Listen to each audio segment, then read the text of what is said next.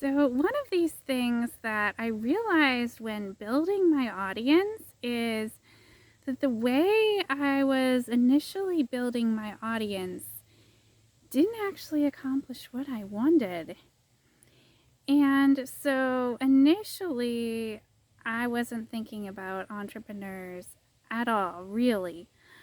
I didn't have this idea that entrepreneurs were something special that I should put in my audience. It didn't occur to me that there was some special reason for that to add them as friends on Facebook or to specifically, market the idea of audience building to them. And I know that sounds really weird because you would think, well, why else would somebody want to build an audience other than that they have something to sell to their audience so that they can monetize their audience?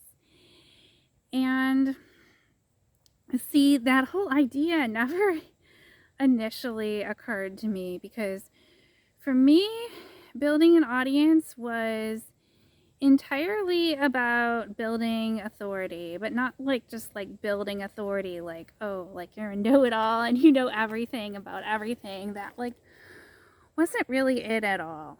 So the whole audience building thing for me was to be able to reach out to people with different types of spiritual experiences and communicate with each other. And instead of trying to be dogmatic like religion and this is the experience that you're supposed to have and these are the things that you're supposed to believe and this is what you're supposed to get out of it.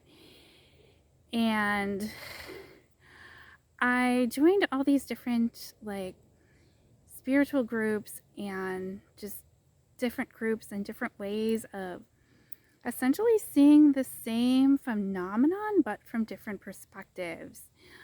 But always within a spiritual context. So always with people who believed in intuition and who believed in that higher knowing, because that's kind of a prerequisite for any of it to make sense.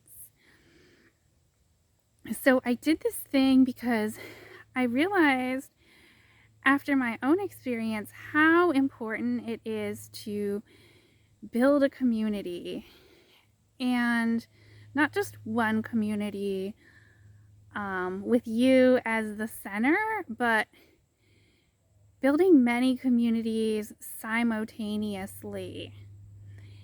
And there's a lot of things in spiritual communities that can be very toxic. And that is like this, I don't want to say like guru syndrome, where you have somebody who's sort of like the head of it who is kind of narcissistic and they think that everything should be their way and my way or the highway and don't question the leadership.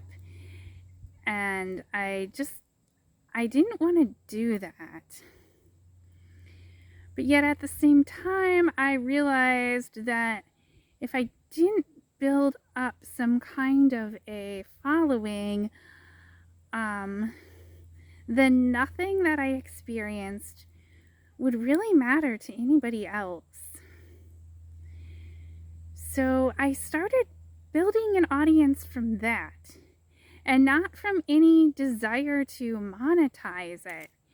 And it was only when I got so far in building my audience that I realized that I did want to monetize it, because without having money, it's hard to really expand beyond a certain point because you only have so many hours in the day. There's only so much you can do by yourself in terms of growing your audience. And so I realized two things. First of all, I would have to teach other people how to grow their audiences.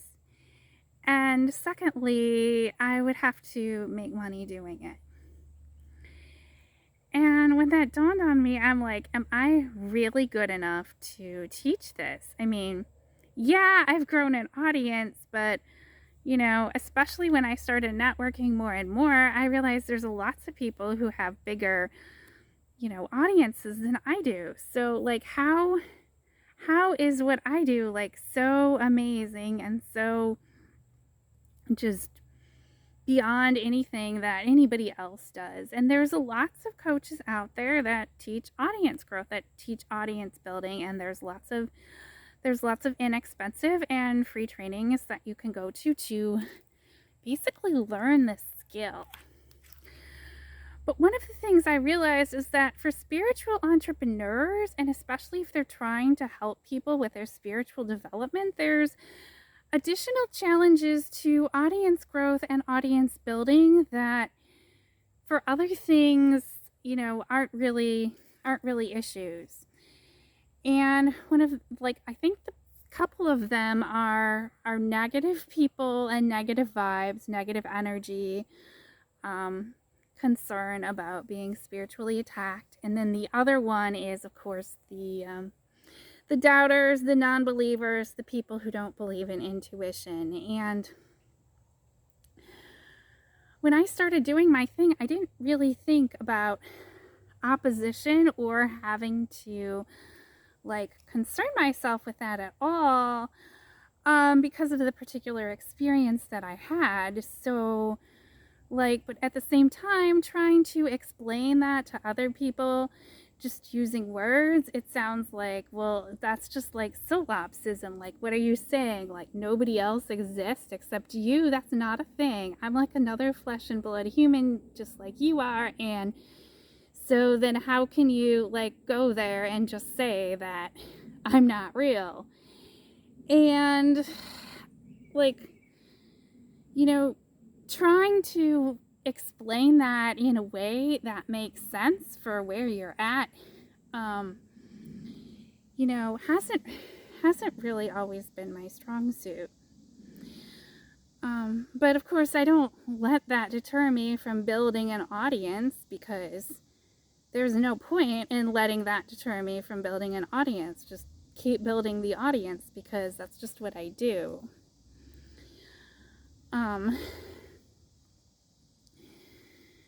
So I realize for a lot of spiritual people, it's not even that so much somebody externally is opposing them. I hate to say it, but people get in their own way. Because if you're the only thing that is there, then the thing getting in your way is you. And on the other hand, you're if you're the only thing, then what's the point of building an audience? So I guess there's kind of that perspective on it too, but as long as you're in this separate human flesh and blood body, there is actually a point to building an audience, because physically you are separate from other people, so building an audience does make sense. I hope this video was enlightening, but if it wasn't, just make a comment and I'll probably ignore it, but you can make one anyway.